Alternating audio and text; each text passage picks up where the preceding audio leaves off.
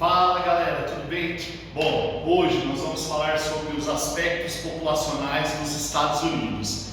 Qual a importância de nós estudarmos os Estados Unidos? A principal importância está relacionada com a hegemonia, a potência econômica e a influência geopolítica mundial desse país, que faz com que todas as 198 nações tenham uma vulnerabilidade, uma certa dependência econômica. Então, a gente precisa entender um pouco da formação inicial populacional para depois entendermos como eles chegaram nesse grau, nesse patamar de potência mundial.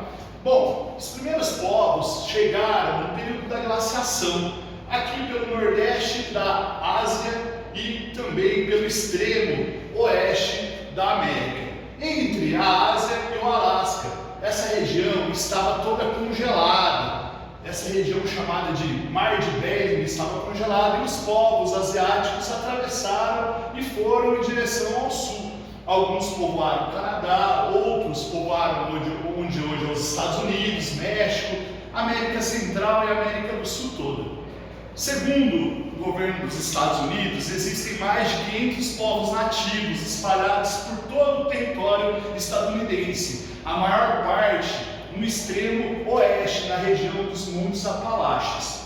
Bom, em 1492 chega o navegador italiano Cristóvão Colombo. Ele chega aqui na região onde hoje é os Estados Unidos, mas o povoamento ele só tem o início em 1560. Assim como no Brasil, quando Pedro Álvares Cabral chegou em 1500 e o início das capitanias hereditárias foi em 1530, lá também ocorreu esse delay, esse tempinho para começar uma exploração. Mas, depois de alguns conflitos, guerras entre espanhóis, franceses e ingleses, os ingleses acabaram tendo o território explorado, ocupado. O grande povoamento dos Estados Unidos se deu com a Reforma Protestante, quando católicos começaram a pressionar protestantes que seguiam as 95 teses de Martinho Lutero contra a Igreja Católica. E eles vieram fugidos para os Estados Unidos. Bom, ali começam as 13 colônias. O que eram as 13 colônias? Eram 13 territórios que tinham um perfil agropecuário, principalmente com o cultivo de milho, que é o grande cultivo agrícola até hoje, e o cultivo também do fumo. Bom, o principal parceiro econômico dos Estados Unidos é a Inglaterra e começa a ter um desenvolvimento muito importante. Nesse período também começam a chegar grandes levas de africanos escravizados, que foi até 1865, quando ocorre a abolição da escravatura nos Estados Unidos.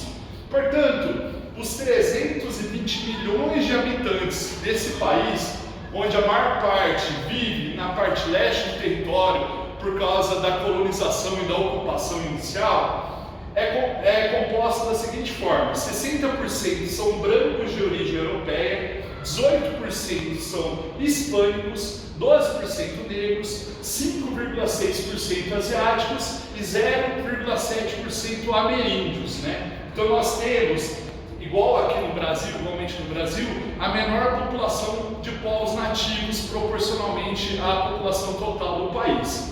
Lembrando que nos Estados Unidos, os negros só ganham direitos civis a partir de 1965, muito tardiamente, através de protestos liderados por Martin Luther King, começam a ocorrer pressões no Congresso para que estabeleçam leis, regras para que todos tivessem direitos iguais. Então ocorreu, mesmo com a abolição da escravatura, igualmente no Brasil, grande perseguição a pessoas de origem africana, ex-escravizados. Então é isso, galera. É muito importante nós iniciarmos os estudos sobre os Estados Unidos em relação à composição populacional para entendermos todas as características diversas dessa grande potência.